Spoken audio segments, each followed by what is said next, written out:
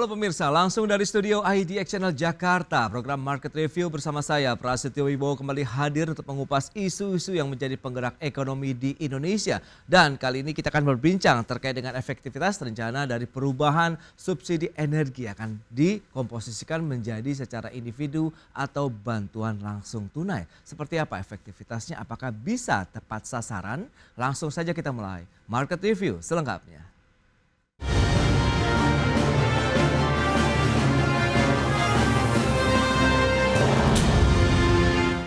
Pemerintahan Presiden terpilih Prabowo Subianto akan melakukan kebijakan baru berupa perubahan subsidi energi menjadi bantuan langsung tunai atau BLT. Dan kebijakan ini dilakukan agar penyaluran subsidi energi BBM, LPG maupun listrik menjadi lebih tepat sasaran kepada mereka yang berhak.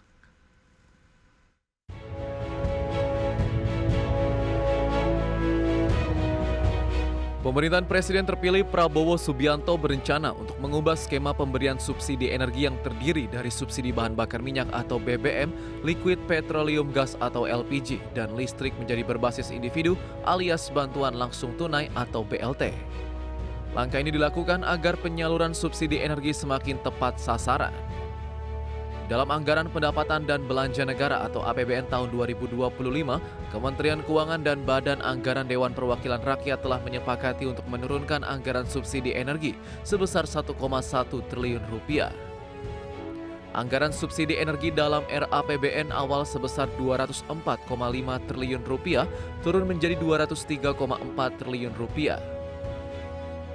Penyesuaian tersebut seiring perubahan asumsi nilai tukar rupiah yang disepakati dari Rp16.100 menjadi Rp16.000 per dolar Amerika. Adapun total anggaran subsidi BBM dan LPG 3 kg tahun depan mencapai 113,7 triliun. Subsidi BBM senilai 26,7 triliun, subsidi LPG 2025 ditetapkan sebesar 87 triliun. Dan anggaran subsidi listrik dipatok 89,7 triliun rupiah. Jakarta, Tim Liputan IDX Channel. Ya, berikut ini kami sampaikan komposisi subsidi energi dalam APBN 2025 yang sudah disepakati antara Kementerian Keuangan dan juga Badan Anggaran DPR RI. Yakin? Kita lihat dari subsidi BBM ada sekitar 26,7 triliun rupiah, kemudian ada subsidi LPG-nya 87 triliun dan subsidi listrik 89,7 triliun rupiah. Jadi memang ada sedikit penurunan begitu kalau kita lihat dibandingkan dengan kesepakatan RAPBN sebelumnya begitu ya, dari 1,1 triliun penurunan dari subsidi energi, dan ini berdasarkan asumsi nilai tukar rupiah yang sudah disepakati menjadi Rp16.000 per dolar Amerika Serikat dari sebelumnya 16.100-an dolar Amerika. Baik, dan untuk membahas terkait dengan tema kita kali ini, efektivitas perubahan subsidi energi menjadi BLT, kita sudah tersambung melalui Zoom bersama dengan Mas Bima Yudhistira, Direktur Eksekutif Selios. Selamat pagi Mas Bima. Selamat pagi. Ya, salam sehat Mas. Salam sehat. Baik, terima kasih atas waktu yang disempatkan. Review terlebih dahulu terkait dengan kinerja program dari penyaluran subsidi energi nih yang sudah dilakukan pemerintah selama ini sudah seperti apa nih? Ya, kita melihat kalau dari sisi alokasi anggaran dulu ya, 10 tahun terakhir memang pada waktu awal kan banyak alokasi subsidi energi yang dipangkas, terutama untuk dialihkan ke pembangunan infrastruktur dan belanja program pemerintah lainnya. Kemudian soal penyaluran memang masalah masih tetap sama. Jadi sebelum Pak Jokowi menjabat menjadi presiden, kemudian sampai akhir masa jabatan, memang masalah subsidi khususnya untuk jenis Pertalite, solar itu masih terjadi banyak penyimpangan di lapangan. Memang sudah ada pembenahan mulai dari menggunakan QR code, ya, barcode gitu.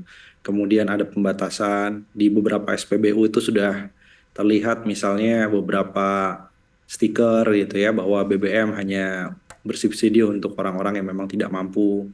Tapi pembatasan-pembatasan tadi sepertinya memang belum maksimal. Nah, sebenarnya ada dua masalah kan, yaitu masalah subsidi yang Pertalite, kemudian juga untuk yang terkait dengan solar. Nah, masalahnya kalau kita bicara yang Pertalite memang ini bersinggungan langsung dengan masyarakat sebagai pengendara kendaraan bermotor, khususnya pribadi.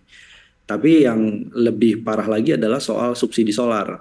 Nah, subsidi solar ini diakui sendiri oleh Pertamina, memang masih banyak sekali pertambangan dan perkebunan skala besar yang menggunakan solar subsidi. Jadi kebocoran juga ada di sektor industri ini. Oke. Ini yang kemudian juga harus harus dilihat bahwa retail dibenahi penyalurannya, Mhm. pembatasan dilakukan. Tapi kalau untuk yang solar ini juga kebocorannya juga harus ditutup juga. Nah, pemerintah sekarang lebih sibuk mungkin menata untuk yang retail, yaitu Pertalite. Jadi pembatasan-pembatasannya.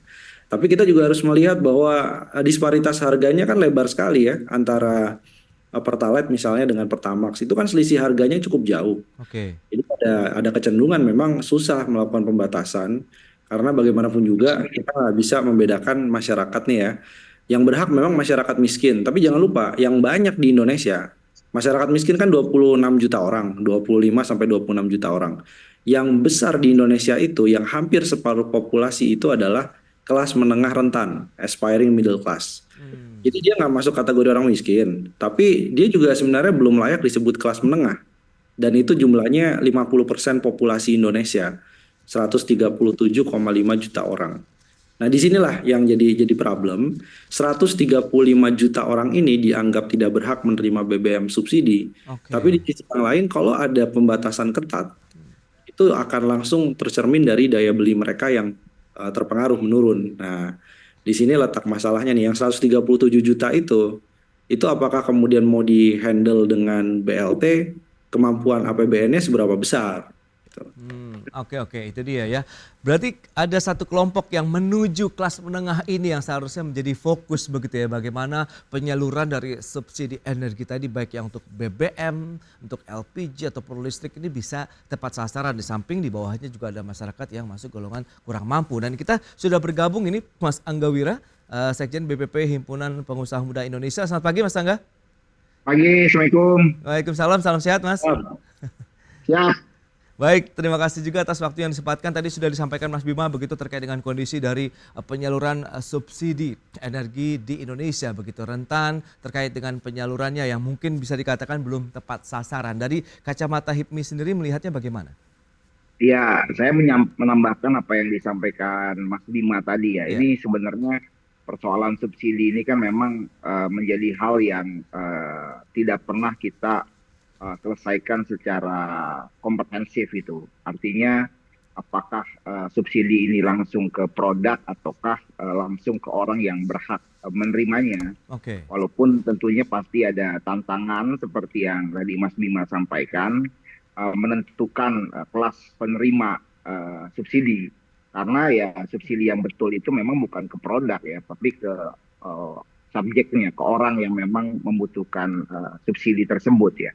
Nah, ini yang bukan hanya di subsidi energi, tapi di subsidi pupuk ini juga mungkin kejadiannya hampir mirip ya. Problem utamanya memang di subsidi energi ini kita sekarang bukan lagi negara sebagai penghasil migas ya, karena kita udah net importer, apalagi kalau kita lihat defisit antara lifting kita ya.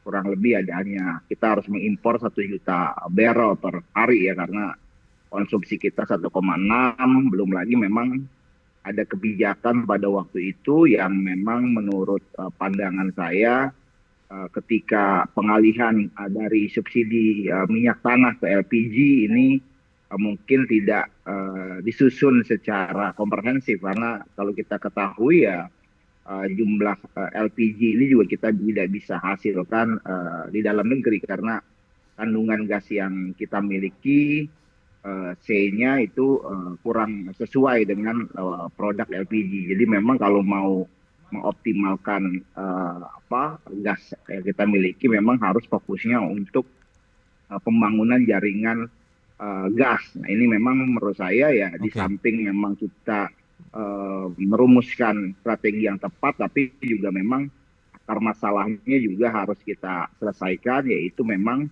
kita harus bisa menyesuaikan produk energi yang kita bisa hasilkan di domestik ya, Mas Pras ya. Nah, Oke, ini yang oke. menurut saya dari tahun ke tahun ya, ini belum bisa kita selesaikan secara komprehensif karena memang ada banyak aturan yang memang Hmm. menurut pandangan kami ini menghambat daripada keikutsertaan pihak swasta untuk berkontribusi dalam membangun jaringan pipa gas gitu ya.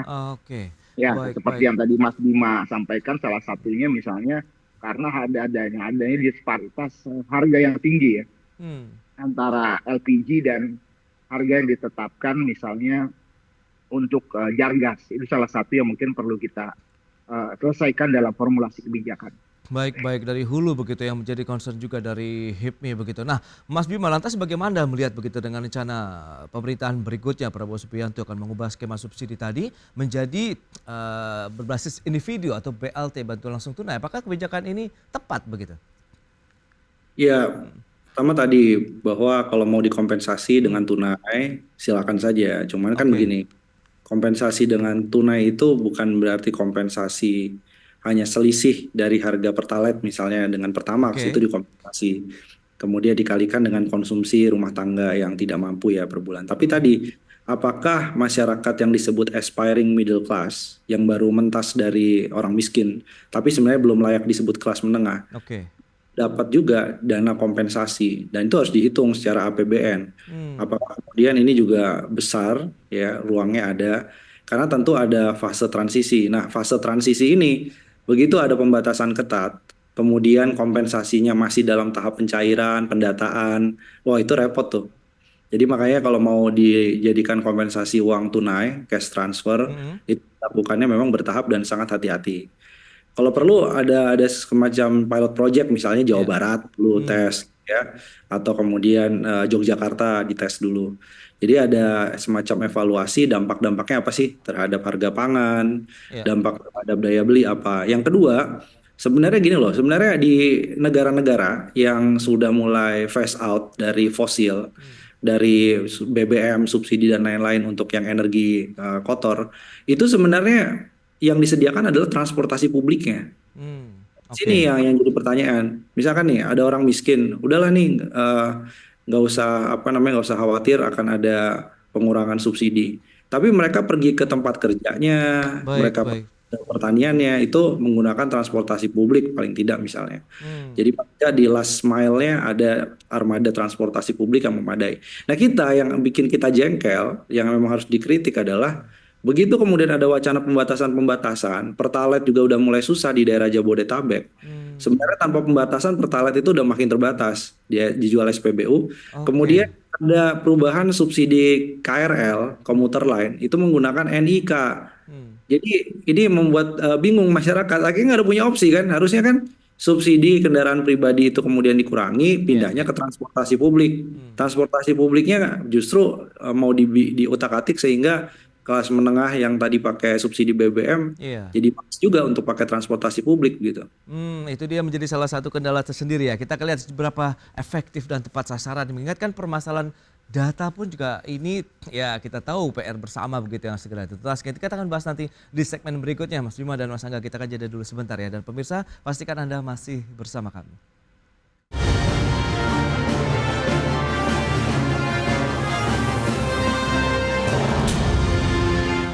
Baik, pemirsa semakin hangat perbincangan kita bersama dengan Mas Bima Yudhistira dari Selios dan juga Mas Angga Wira dari HIPMI. Nah, Mas Bima, kalau kita bicara mengenai efektivitas, kemudian bagaimana kita berkaca terkait dengan permasalahan data di Indonesia, ini bicara mengenai penyaluran yang berbasis individu. Anda melihat bagaimana? Apakah pun pada saat implementasinya ada satu PR juga nih yang akan menjadi dinamika baru lagi begitu apabila perubahan subsidi energi diberlakukan? Ya, masalah soal pendataan ini memang masalah yang krusial. Hmm. Karena selama ini antara DTKS, data terpadu untuk penduduk yang dianggap ya prasejahtera, Oke. itu dengan data yang dimiliki oleh Pertamina misalnya. Ini kita baru ngomong BBM nih, kita belum ngomong yang listrik nih. Dan Iya. juga untuk LPG. Itu banyak data yang masih simpang siur. Jadi data-datanya memang belum disinkronkan. Sehingga kalau Pertamina bilang mobil jenis sekian kemudian berhak mendapatkan subsidi, kendaraan roda 2 berhak mendapatkan subsidi CC-nya sekian gitu ya. Itu yang punya kendaraan meskipun CC-nya misalnya di bawah katakanlah 200 cc atau 250 cc ke bawah, itu pada waktu di cross check bisa jadi dia bukan masuk dalam data DTKS-nya Kemensos. Oke. Jadi belum tentu dia masuk dalam kategori prasejahtera gitu. Bisa jadi dia hanya kelas menengah atau kelas menengah rentan, bukan orang miskin. Nah, jadi memang masalah di kita ini yang belum selesai adalah sinkronisasi data. Padahal banyak kebijakan yang harus berbasiskan pada data. Sebelum dia bilang ini tepat sasaran, ini tidak tepat sasaran, subsidi mau dipangkas. Jadi data ini juga harus sinkron. Nah, bayangkan ya. Jadi begitu kemudian ada pembatasan BBM bersubsidi wacananya, tapi di sisi yang lain dari sisi pendataan penduduk miskinnya itu belum matching dan ini dikelola oleh Kemensos, yang akan transfer cash transfer itu kan BLT kan Kemensos nanti. Oke. Itu juga disparitas dari sisi data penduduk yang berhak tidak berhak, siapa yang mendapatkan itu kalau nggak selesai sinkronisasinya, nanti banyak yang marah juga. Saya kan masuk DTKS, tapi kenapa saya tidak dapat kompensasi ini? Ada juga yang bilang saya berhak dong, harusnya dapat subsidi. Iya. Kalau subsidi BBM-nya berkurang atau ada pembatasan, harusnya saya dapat BLT. Kok saya nggak masuk data DTKS dan sebaliknya. Jadi itu saya pikir harus di-clearkan dulu soal sinergi data antar kementerian lembaga dan BUMN pelaksana nanti. Oke, itu terkait data begitu. Nah, bicara mengenai kondisi perubahan subsidi energi yang dinilai kan menghemat anggaran subsidi sekitar 150 sampai dengan 200 triliun rupiah begitu. Nah, Mas Angga Wira, lantas apakah dana tersebut bisa dialihkan untuk mendorong sektor usaha lainnya nih kalau kita lihat, ataupun mungkin sudah ada reposisi terkait dengan dana tersebut? Silakan. Ya sebenarnya kalau ada dana yang bisa dipakai sangat bagus sekali ya. Cuma kan problem masalahnya bukan itu ya tadi. Masalahnya bagaimana caranya kan ya. Yeah. Yang perlu kita formulasikan dengan tepat ya, karena memang kalau ada wacana untuk mau menyampaikan subsidi langsung ya dalam bentuk BLT kan tadi sasarannya kan, apalagi kalau bicara ini kepada pengguna kendaraan ya. Nah ini kan juga ya harus tadi saya sepakat dengan Mas Bima, harus kita buat klaster-klaster dulu untuk pilot project ya. Daerah-daerah yang mungkin secure, seperti mungkin contohnya yang kepulauan gitu ya, Kota Batam itu mungkin bisa tuh kita jadikan salah satu contoh ya. Memang kalau memang mau benar-benar firm ya, harus komprehensif semuanya, antara Pertalite terus juga subsidi yang lain, LPG misalnya gitu, tabung 3 kilo. Nah ini memang harus ada dan harus ada substitusinya, kesiapan pemerintah untuk menyiapkan substitusinya. Nah ini kan problemnya kan negara kita luas ya, negara kita kepulauan juga. Jadi mungkin ya saran saya pemerintah mulai di tahun depan bisa menyiapkan skenario dengan melakukan uji coba terbatas ya. Dari uji coba itu kan kita bisa lihat dampaknya dan kesiapan dari pemerintah juga untuk membangun infrastrukturnya juga gitu. Ini sangat penting ya, karena kalau ini nggak segera diselesaikan ya keuangan negara ini akan sangat terbebani ya, karena memang banyak yang menurut hemat kami juga subsidi yang kurang tepat, yang memang harusnya bisa dana yang kita miliki itu bisa mendorong produktivitas ya. Ya, ada korelasi tidak sih kalau memang ada rencana tadi insentifnya juga yang dialihkan begitu terkait dengan kegiatan usaha di masyarakat begitu? Ya kalau dananya tersedia insentif itu bagus, cuman kan sekarang PR-nya tuh yang pertama dulu ya kan. Pertama ini bagaimana formulasinya kan, baru yang kedua second term-nya dana yang dihemat kan bisa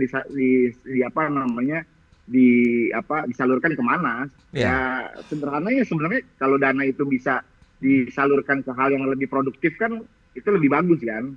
Kalau sekarang kan dana yang dimiliki larinya kepada konsumsi juga yang tidak tepat sasaran misalnya. Ini yang menjadi PR. Tapi kan langkah pertama dulu yang harus kita selesaikan, baru bicara yang kedua gitu Mas. Terlalu dini kita bicara dananya kita mau alihkan kemana gitu loh. Yang sementara nih formulasinya juga kita belum tahu nih mekanismenya seperti apa gitu loh. Jangan sampai kejadian yang seperti saya sampaikan sebelumnya ketika kita Hmm. mengalihkan subsidi minyak tanah kepada subsidi LPG gitu loh. Nah, pada jangka pendek mungkin bisa menyelesaikan shortage, tapi dalam jangka panjang kan sekarang ketahuan kita mengimpor LPG Ya. hampir 6 juta kan, sedangkan kebutuhan kita hanya bisa sekitar 1,6 1,8 yang bisa produksi di dalam negeri kan, Mas Bram. Baik, baik. Lantas bagaimana dengan kesiapan masyarakatnya apabila memang kebijakan ini jadi diterapkan? Kita bahas lagi nanti di segmen berikutnya. Kita akan jeda sebentar. Dan pemirsa, kami akan segera kembali usai pariwara berikut ini.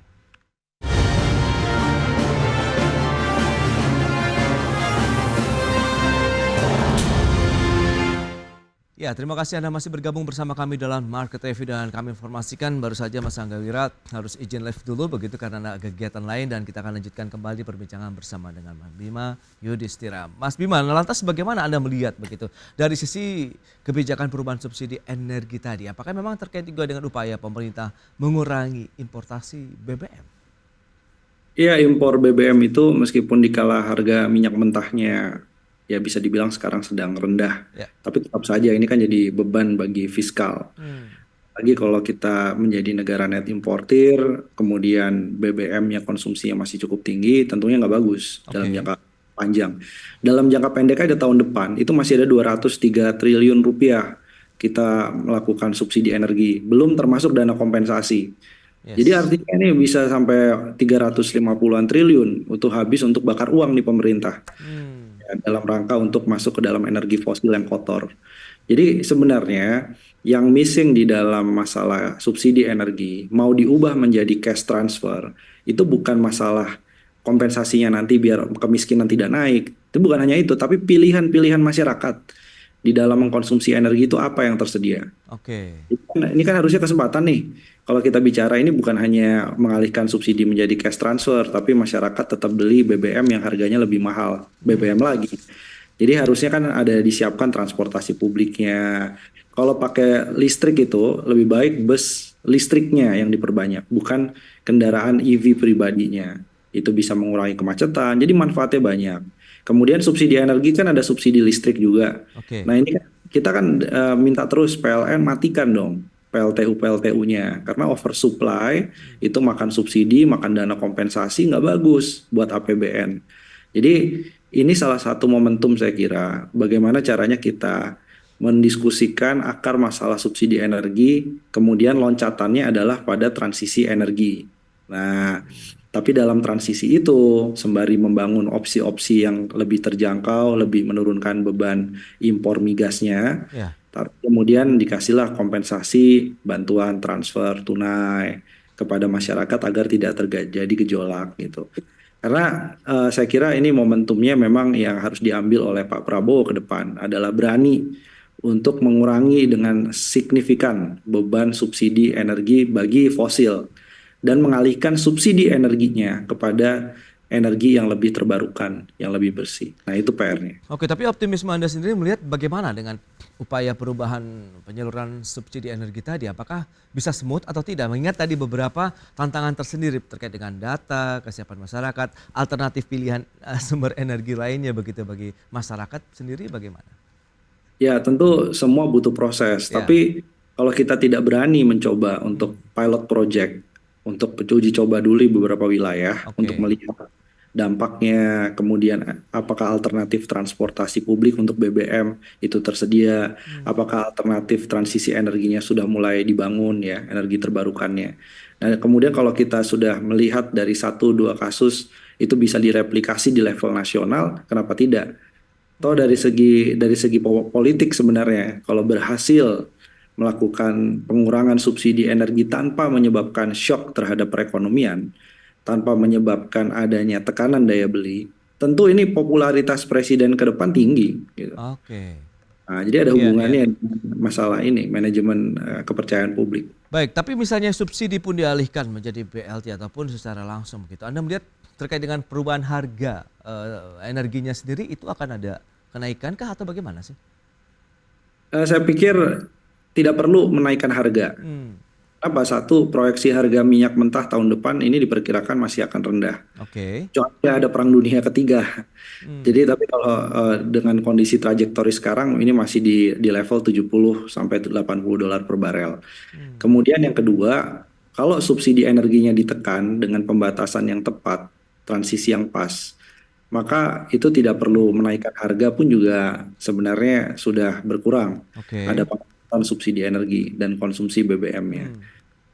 Baik, jadi itu dia. Memang kita lihat akan seperti apa nanti pada saat implementasinya yang diharapkan memang bisa berjalan smooth gitu. Karena kan ini akan menjadi ujian juga nih bagi pemerintahan berikutnya begitu ya Prabowo Subianto untuk melihat bahwa supaya tepat sasaran efektivitas dari penyaluran BLT ini diharapkan benar-benar bisa berjalan sesuai dengan target dan juga harapan dari banyak pihak seperti yang Mas Bima tadi sudah sampaikan. Baik, Mas Bima, sayang sekali waktu terbatas ini. Terima kasih banyak atas analisis, informasi dan update Terima yang kasih. sudah Anda berikan ya. Selamat melanjutkan aktivitas Anda kembali. Salam sehat, Mas Bima. Salam sehat. Ya.